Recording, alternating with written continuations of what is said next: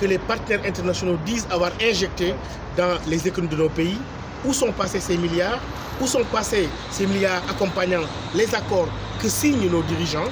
Ceci est la grande question qu'on se pose parce que nous sommes véritablement devant un paradoxe où des jeunes bravent la mer, partent d'un pays et d'un continent qu'on dit être le continent de l'avenir, voire du présent. Je crois que nous devons nous tous nous interroger. Au regard des interventions que nous avons aujourd'hui, il faut aussi que nos partenaires européens comprennent que la migration est un droit naturel, est un droit qui n'est pas seulement réservé aux seuls Européens.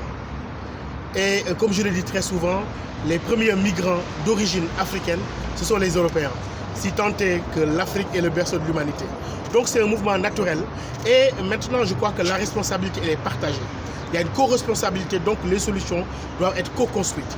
Et c'est le lieu de dire qu'il faut maintenant penser à peut-être à une décentralisation de la coopération dans la gestion des flux migratoires ou bien arriver à une forme de coopération non gouvernementale sur la gestion des flux migratoires. Si on sait que autour de l'aide bilatérale, multilatérale accordée à nos États, il y a une forme de nébuleuse, une forme de manque de transparence et de malgouvernance qui font que les jeunes n'arrivent pas à voir cette aide-là ni à en voir la couleur.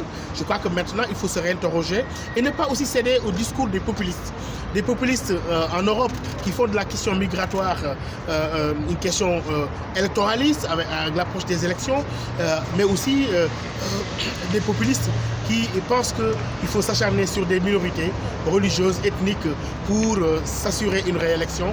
Tout cela fait qu'il faut dépoussiérer cette question de l'immigration, ce qu'on a voulu faire aujourd'hui avec nos partenaires de la Fondation Konrad Adenauer, avec une réflexion inclusive, participative, en écoutant les jeunes, en leur donnant la parole, mais aussi en revenant sur la responsabilité des familles, la responsabilité du monde éducatif et aussi des politiques de la jeunesse. Nous étions assez étonnés de ne pas voir le ministère de la Jeunesse qui est quand même concerné au premier chef aujourd'hui dans cette manifestation importante et qu'aujourd'hui il est temps qu'une réflexion globale puisse être menée, mais franche, une réflexion franche, une discussion pour sortir de ce conflit de perception de la question migratoire.